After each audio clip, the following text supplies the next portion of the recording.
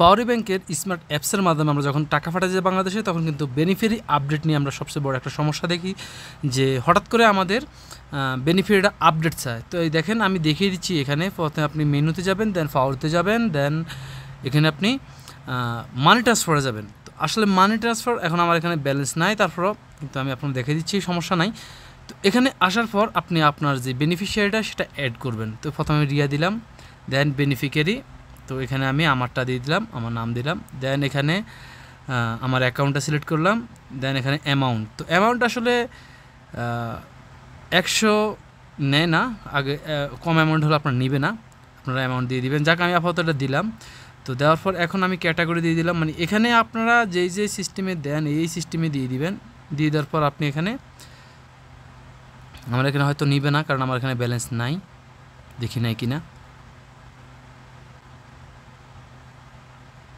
দেখেন আমার এখানে এই যে এই সমস্যাটা, এরকম একটা সমস্যা আপনারা ইদানিং দেখতে পারবেন। আমি কিন্তু এই সমস্যাটা বেশ আগে থেকে দেখছি, অনেক মাস আগে থেকেই, যে পাওয়ারি ব্যাংকে যখন আমরা মানি ট্রান্সফার করতে যাই, মানে আমাদের আগে কিন্তু আমরা পাঠাইছি এবং প্রতি মাসে আমরা না পাঠাই, দেন হঠাৎ করে দেখবেন যে আপনার সামনে এরকম আপডেট লেখা আসে যে আপনার এই বেনিফিশিয়ারিটা একটু কিছু ডাটা এরো আছে, আপনি এখান থেকে এটাকে আপডেট দিতে হবে। তো আমরা জাস্ট আপডেটে ক্লিক করলাম। আপডেটে ক্লিক করার পর এখানে কিন্তু আমাদের ঠিক আগের যা আছে তাই থাকবে। আমরা এখানে সব কিছু আপডেট ধরুন দিলাম, বা আমরা কিছু দিলাম না যা আছে তাই আমরা জাস্ট প্রসেসে দিলাম। দেখেন প্রসেসে দেওয়ার পর এখন আমার সামনে এটা চলে আসছে যে আমার এটা নেয় নাই আসলে, ঠিক আছে, এই যে লাল চিহ্নটা চলে আসে, এটা আসলে আমার এটা আপডেট হয় নাই। তো এই সমস্যাটা কিন্তু আপনাদের সামনে এখন ইদানিং অহরহ হইতেছে, আমার সাথে কিন্তু অনেক আগে হয়েছিল। এরকম সমস্যা হলে আমরা কি করব?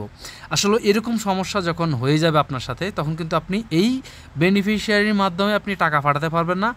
অনেক সময় দেখবেন যে আমি যেহেতু আপডেট দেওয়ার পর আমার এই লেখাটা আসছে, তো অনেক সময় দেখবেন যে আপনাদের সাথে কিন্তু ওকে লেখা আসে বা টিক চিহ্ন চলে আসে যে আপনার আপডেট সাকসেসফুল।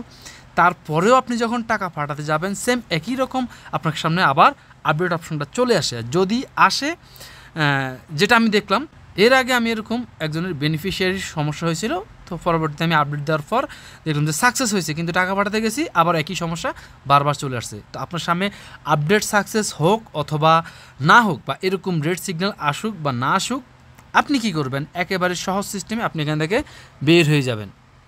বের হয়ে যাওয়ার পর আপনাদের সামনে সেই বেনিফিশিয়ারিটা চলে আসবে। তো আমি এখান থেকে হয়তো আপনার সামনে সরাসরি এরকম নাও আসতে পারে। আমি প্রথম থেকে আবার দেখাচ্ছি। আপনি মেনুতে চলে যাবেন, মেনুতে গিয়ে আপনি আবার পাওয়ারিতে চলে যাবেন। পাওয়ারিতে যাওয়ার পর আপনি দেখতে পাচ্ছেন এখানে এই যে বেনিফিশিয়ারি ম্যানেজমেন্ট, এই অপশনটার মধ্যে আপনি চলে আসবেন। এই অপশনে আসার পর আপনি এখানে আসবেন। হয়তো আমি ব্যাক দিয়ে প্রথম থেকে দিয়েছি, আপনার যদি আপনার সামনে সরাসরি এরকম না আসে, তাহলে ব্যাক দিয়ে প্রথম থেকে আবার আসবেন। এখানে আসার পর আমার এখানে কিন্তু শুধুমাত্র 2টা বেনিফিশিয়ারি আছে, কিন্তু 2টার মধ্যে এইমাত্র আমি যেটা দেখাইলাম সেটা হচ্ছে আমার এই যে বেনিফিশিয়ারিটা, এটা আমার নিজের বেনিফিশিয়ারি, আমি নিজে অ্যাড করছি। তো আগের মাসেও কিন্তু এটার মধ্যে টাকা গেছে, বর্তমানে কিন্তু এই বেনিফিশিয়ারির মধ্যে টাকা যাচ্ছে না, যার জন্য এখন আমি কি করব? আমি জাস্ট এখানে ডিটেলসে ক্লিক করব।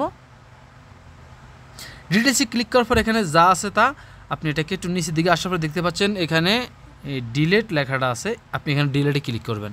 আপনি এডিট করবেন না, জাস্ট ডিলেটে ক্লিক করবেন। ডিলেটে ক্লিক করার পর আপনার এই যে বেনিফিশিয়ারিটা, এটাকে ডিলেট করে দিবেন। কনফার্ম ডিলেট আমি হয়ে গেছে। এখন দেখেন আমার এখানে কিন্তু শুধুমাত্র একটা বেনিফিশিয়ারি আছে, আমার যেটা এইমাত্র ছিল সেটা আমি ডিলেট করে দিয়েছি। তো এখানে ডিলেট করার পর আপনি আবার চলে যাবেন প্রথমে মেনুতে আসবেন। মেনুতে আসার পর আবার পাওয়ারিতে আসবেন। পাওয়ারিতে আসার পর এখন আপনি আবার বেনিফিশিয়ারিটা অ্যাড করবেন। দেখেন অ্যাড নিউ বেনিফিশিয়ারি, এই দেখেন অ্যাড নিউ বেনিফিশিয়ারি, এখানে আমরা ক্লিক করব। এখানে ক্লিক করার পর এবার আমরা ধাপে ধাপে, আমি যে আগের ভিডিওতে দেখছিলাম কীভাবে আপনারা বেনিফিশিয়ারি অ্যাড করবেন, ঠিক একই রকমভাবে আপনার এইমাত্র যে বেনিফিশিয়ারিটা আমি ডিলিট করলাম, এই একই রকম বেনিফিশিয়ারিটা আমি আবার অ্যাড করব। অ্যাড করে আমি যখন টাকা সেন্ড করব তখন টাকা যাবে। এটা আসলে এই যে পাওয়ারি ব্যাংকের, এটা তাদের একটা যান্ত্রিক ত্রুটি বা তাদের সফটওয়্যারের সিস্টেমটা এমন, এই জন্য এরকম হয়ে থাকে। তো আগেরবার আমার আগের যে বেনিফিশিয়ারিটা সেটা মধ্যে এরকম ছিল। তো আগেরবার কিন্তু আমার এই যে বেনিফিশিয়ারিটা দেখতে পাচ্ছেন এটার মধ্যে এমন ছিল, তো পরবর্তীতে আমি কী করলাম, আমি ডিলিট করে নতুন করে অ্যাড করে অ্যাক্টিভ করে নিয়েছি, জাস্ট হয়ে গেছে। তো কীভাবে অ্যাক্টিভ করবেন বা বেনিফিশিয়ারিটা অ্যাড করবেন, অ্যাক্টিভ করবেন, সেই নিয়ে আমার চ্যানেলে ভিডিও দেওয়া আছে, আমি এই ভিডিওর ইন্ড স্ক্রিনে দিয়ে দেবো, আপনার সেখান থেকে চ্যানেল দেখে নিতে পারেন। অথবা ফাওরি ব্যাংকের একটা প্লেলিস্ট আছে, সেখানে ফাওরি ব্যাংকের অনেকগুলো ভিডিও দেওয়া আছে, আপনার যেটা প্রয়োজন সেটা আপনি দেখে নেবেন। আসলে জাস্ট বেনিফিশিয়ারি যখনই আপনার এরকম সমস্যা দেখবেন, আপনি বেনিফিশিয়ারিটা ডিলিট করে দিয়ে নতুন করে অ্যাড করে নেবেন, টাকা পাঠাতে পারবেন। আমি এভাবে করছি এবং অনেকেরই এই সমাধান করে দিয়েছি। আশা করি বুঝছেন। তারপর যদি না বুঝেন তাহলে কমেন্টে লিখবেন। আজকের জন্য পর্যন্তই। বাই বাই, টাটা, সালামু আলাইকুম।